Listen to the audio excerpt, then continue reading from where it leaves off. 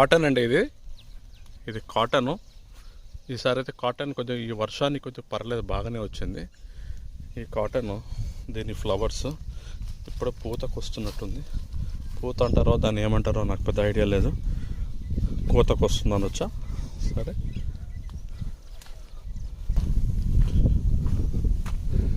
ఇక్కడండి మామిడి చెట్లు కొద్దిగా జూమ్ చేస్తాను చూడండి.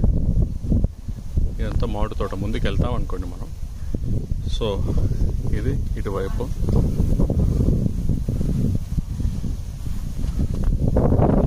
యాప చెట్టు.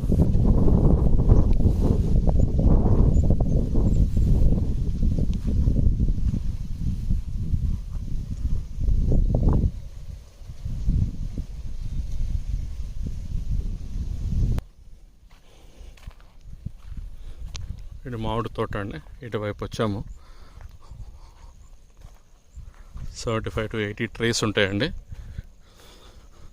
మొత్తం బురద అండి. వర్షం పడింది బాగా నిన్న నైట్. సో నడవలేకపోతున్నాము.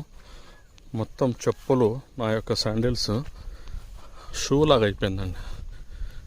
ఏది మీకు తెలిసి ఉండొచ్చు, పప్పు అండి, సాంబార్ డాల్ అంటారు దీన్ని.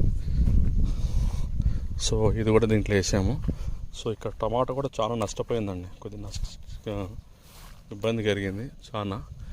ఎందుకంటే టమాటా మొత్తము ఈ వర్షానికి ఏం చేయలేకపోయాము.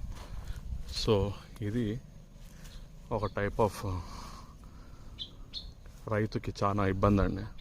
ఎందుకంటే ఈ నష్టం భరించాలంటే ఆయన మొత్తం అంతా ప్లవ్ చేసి ట్రాక్టర్ పెట్టుకొని మొత్తం వేసిన తర్వాత, కూలర్లను పెట్టుకున్న తర్వాత, విత్తనాలు పెట్టిన తర్వాత, మొలకలు వచ్చిన తర్వాత, కాయ వచ్చినప్పుడు, ఇలా జరిగినప్పుడు సో పూర్తిగా ఈ నష్టాన్ని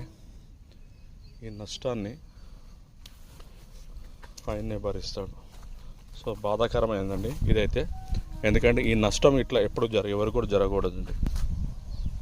ఇక్కడ చూడండి ఎంత నష్టమో. ఈ టమాటా మొత్తం ఈ పొలంలో మొత్తం టమాటా వేయడం జరిగింది. ఇది పూర్తిగా మీకు కనబడుతుంది చూడండి. ఇక్కడి నుంచి అక్కడి వరకు మొత్తం చూడండి.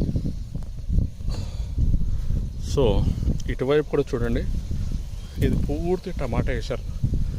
అందుకనే ఇలా పెట్టడం జరిగింది.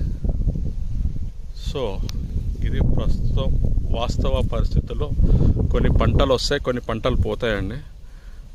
అందుకనే రైతు పెట్టిన పెట్టుబడి రిటర్న్ రావాలి అంటే చాలా కష్టదాయకం అండి. ఎందుకంటే ఎంతో పోరాడి ఆయన కష్టపడి ఆయన కుటుంబం మొత్తం చేసుకుంటూ ఈ స్థాయికి వస్తారు.